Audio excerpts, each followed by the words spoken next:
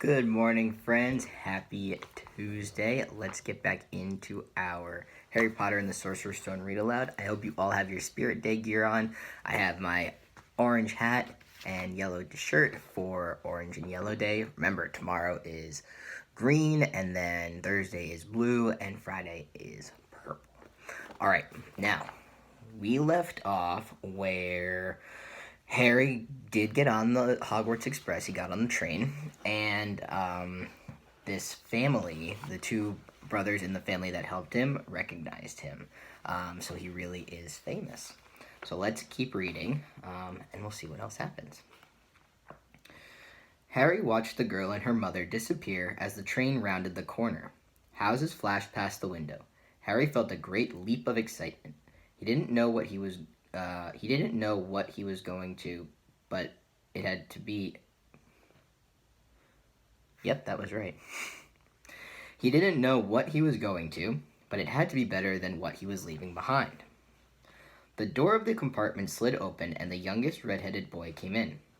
"Anyone sitting there?" he asked, pointing at the seat opposite Harry. "Everywhere else is full."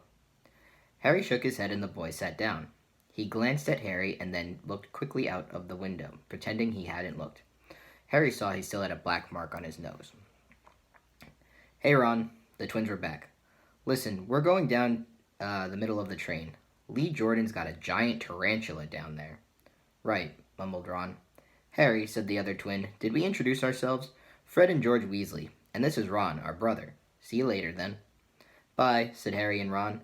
The twins slid the compartment doors shut behind them. "Are you really Harry Potter?" Ron blurted out. Harry nodded. "Oh, well, I thought it might be one of Fred and George's jokes.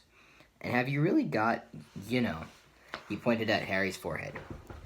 Harry pulled back his bangs to show the lightning scar. Ron stared. "So that's where you know who—" "Yes," said Harry, "but I can't remember it." "Nothing?" said Ron eagerly. "Well, I remember a lot of green light, but nothing else." "Wow," said Ron. He sat and stared at Harry for a few moments, then, as though he had suddenly realized what he was doing, he looked quickly out of the window again. "Are all your family wizards?" asked Harry, who found Ron just as interesting as Ron found him. Yeah, I think so," said Ron. "I think Mom's got a second cousin who's an accountant, but we never talk about him. So you must know loads of magic already." The Weasleys were clearly one of those old wizarding families the pale boy in Diagon Alley had talked about. "I heard you went to live with Muggles," said Ron. "What are they like?" "Horrible. Well, not all of them. My aunt and uncle and cousin are, though. Wish I'd had 3 wizard brothers." "5," said Ron. For some reason he was looking gloomy. "I'm the 6th in our family to go to Hogwarts. You could say I've got a lot to live up to. Bill and Charlie have already left. Bill was head boy and Charlie was captain of Quidditch. Now Percy's a prefect. Fred and George mess around a lot, but they still get really good marks and everyone thinks they're really funny. Everyone expects me to do as well as the others. But if I do, it's no big deal, because they did it first. You never get anything new either with 5 brothers. I've got Bill's old robes, Charlie's old wand, and Percy's old rat." Ron reached inside his jacket and pulled out a fat gray rat, which was asleep. "His name's Scabbers, and he's useless. He hardly ever wakes up. Percy got an owl from my dad for being made a prefect. But they couldn't I got Scabbers instead." Ron's ears went pink. He seemed to think he'd said too much, because he went back to staring out of the window. Harry didn't think there was anything wrong with not being able to afford an owl. After all, he'd never had any money in his life until a month ago, and he told Ron so, all about having to wear Dudley's old clothes and never getting proper birthday presents. This seemed to cheer Ron up. "And until Hagrid told me, I didn't know anything about being a wizard or about my parents or Voldemort." Ron gasped. "What?" said Harry. "You said you know whose name," said Ron, sounding both shocked and impressed. "I'd have thought you, of all people." "I'm not trying to be brave or anything saying the name," said Harry. "I just never knew you shouldn't. See what I mean? I've got loads to learn. I bet," he added, voicing for the first time something that had been worrying him a lot lately, "I bet I'm the worst in the class." "You won't be. There's loads of people who come from Muggle families, and they learn quick enough." While they had been talking, the train had carried them out of London. Now they were speeding past fields full of cows and sheep. They were quiet for a time, watching the fields and lanes flick past. Around 12:30, there was a great clattering outside, in the corridor, and a smiling, dimpled woman slid back their door and said, "Anything off the cart, dears?" Harry, who hadn't had any breakfast, leapt to his feet. But Ron's ears went pink again, and he muttered that he brought sandwiches. Harry went out into the corridor. He had never had any money for candy with the Dursleys, and now that he had pockets rattling with gold and silver, he was ready to buy as many Mars bars as he could carry. But the woman didn't have Mars bars. What she did have were Bertie Bott's every flavor beans, Drubel's best blowing gum, chocolate frogs, pumpkin pasties, or pasties, I'm not sure, cauldron cakes, licorice wands, and a number of other strange things Harry had never seen in his life. Not wanting to miss anything, he got some of everything and paid the woman 11 silver sickles and 7 bronze nuts. Ron stared at Harry. Ron stared at as Harry brought it all back into the compartment and tipped it onto the empty seat. "Hungry, are you?" "Starving," said Harry, taking a large bite out of a pumpkin pasty. I'm not sure how you pronounce that word. Ron had taken out a lumpy package and unwrapped it. There were 4 sandwiches inside. He pulled one of them apart and said, "She always forgets I don't like corned beef." "Swap you for one of these," said Harry, holding up a pasty. "Go on."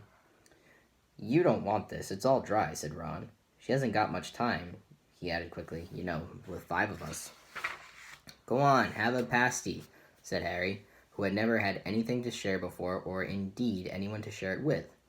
It was a nice feeling sitting there with Ron, eating their way through all of Harry's pasties, cakes, and candies. The sandwiches lay forgotten. "What are these?" Harry asked Ron, holding up a pack of chocolate frogs.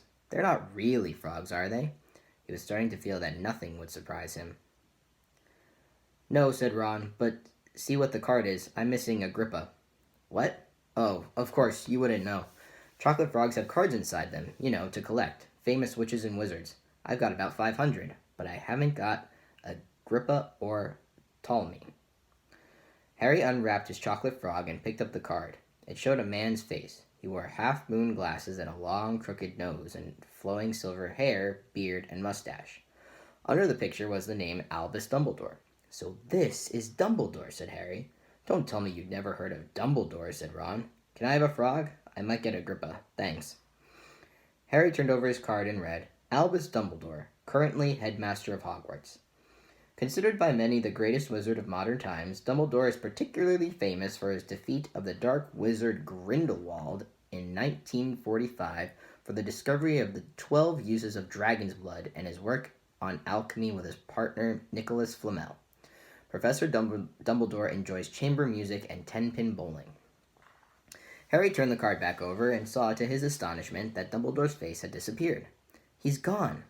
"Well, you can't expect him to hang around all day," said Ron. "He'll be back. No, I've got Morgana again, and I've got about 6 of her. Do you want it? You can start collecting." Ron's eyes strayed to the pile of chocolate frogs waiting to be unwrapped. "Help yourself," said Harry. "But in, the Muggle world, people just stay put in the photos." "Do they? What, they don't move at all?" Ron sounded amazed. "Weird." Harry stared as Dumbledore sidled back into the picture on his card and gave him a small smile. Ron was more interested in eating the frogs than looking at the famous witches and wizard cards, but Harry couldn't keep his eyes off them. Soon he had not only Dumbledore and Morgana, but Hengist of Woodcroft, Alberic Grunion, Circe, Paracelsus, and Merlin. He finally tore his eyes away from the Droidus Cloydna, these are all very hard words to pronounce, who was scratching her nose to open a bag of Bertie Bott's every flavor beans. "You want to be careful with those," Ron warned Harry. "When they say every flavor, they mean every flavor. You get all the ordinary ones like chocolate and peppermint and marmalade, but then you can get a spinach and liver and tripe. George reckons he had a booger-flavored one once. Ew." Ron picked up a green bean, looked at it carefully, and bit into a corner. "Blech! See? Sprouts." They had a good time eating the every flavor beans. Harry got toast, coconut, baked bean, strawberry, curry, grass, coffee, sardine, and was even brave enough to nibble the end of a funny gray one Ron wouldn't touch, which turned out to be pepper. The countryside was now flying past the window was becoming wilder. The neat fields had gone. Now there were woods, twisting rivers, and dark green hills. There was a knock on the door of their compartment, and the round-faced boy Harry had passed on platform 9 3/4 came in. He looked tearful. "Sorry," he said, "but have you seen a toad at all?" When they shook their heads, he wailed, "I've lost him. He keeps getting away from me." "He'll turn up," said Harry. "Yes," said the boy miserably. "Well, if you see him—" He left. "Don't know why he's so bothered," said Ron. "If I'd brought a toad, I'd lose it as quick as I could. Mind you, I brought Scabbers, so I can't talk." The rat was still snoozing on Ron's lap. "He might have died, and you wouldn't know the difference," said Ron in disgust. "I tried to turn him yellow yesterday to make him more interesting, but the spell didn't work. I'll show you, look." He rummaged around in his trunk and pulled out a very battered-looking wand. It was chipped in places, and something white was glinting at the end. Unicorn hairs nearly poking out. Anyway, he had just raised his wand when the compartment door slid open again. The toadless boy was back, but this time he had a girl with him. She was already wearing her new Hogwarts robes. "Has anyone seen a toad? Neville's lost one," she said. She had a bossy sort of voice, lots of bushy brown hair, and rather large front teeth. "We've already told him we haven't seen it," said Ron, but the girl wasn't listening. She was looking at the wand in his hand. "Oh, are you doing magic? Let's see it then." She sat down. Ron looked taken aback. All right." He cleared his throat. "Sunshine, daisies, butter, mellow, turn this stupid fat rat yellow." He waved his wand, but nothing happened. Scabbers stayed gray and fast asleep. "Are you sure that's a real spell?" said the girl. "Well, it's not very good, is it? I've tried a few simple spells just for practice, and it's all worked for me. Nobody in my family is magic at all. It was ever such a surprise when I got my letter, but I was ever so pleased, of course. I mean, it's the very best school of witchcraft there is. I've heard. I've learned all our course books by heart, of course. I just hope it will be enough. I'm Hermione Granger, by the way. Who are you?" She said all this very fast. Harry looked at Ron and was relieved to see by his stunned face that he hadn't learned all the course books by heart either. "I'm Ron Weasley," Ron muttered. "Harry Potter," said Harry. "Are you really?" said Hermione. "I know all about you, of course. I got a few extra books for background reading, and you're in Modern Magical History and The Rise and Fall of the Dark Arts and Great Wizarding Events of the 20th Century." "Am I?" said Harry, feeling dazed. "Goodness, didn't you know? I'd have found out everything I could if it was me," said Hermione. "Do either of you know what house you'll be in? I've been asking around, and I hope I'm in Gryffindor. It sounds by far the best. I hear Dumbledore himself was in it. But I suppose Ravenclaw wouldn't be too bad. Anyway, we'd better go and look for Neville's toad. You two had better change, you know. I expect we'll be there soon." And she left, taking the toadless boy with her. "Whatever house I'm in, I hope she's not in it," said Ron. He threw his wand back into his trunk. "Stupid spell. George gave it to me, but he knew it was a dud." "What house are your brothers in?" said Harry. "Gryffindor," said Ron. Gloom seemed to be settling on him again. "Mom and Dad were in it too. I don't know what they'll say if I'm not. I don't suppose Ravenclaw would be too bad, but imagine if they put me in Slytherin." "That's the house you know who was in?" "Yeah," said Ron. He flopped back onto his seat, looking depressed. "You know, I think the ends of Scabbers' whiskers are a bit lighter," said Harry, trying to take Ron's mind off houses. "So what do your oldest brothers do now that they've left, anyway?" Harry was wondering what a wizard did once he'd finished school. "Charlie's in Romania studying dragons, and Bill's in Africa doing something for Gringotts," said Ron. "Did you hear about Gringotts? It's been all over the Daily Prophet, but I don't suppose you get that with the Muggles. Someone tried to rob a high-security vault." All right, my friends, we'll learn more about that tomorrow when we continue.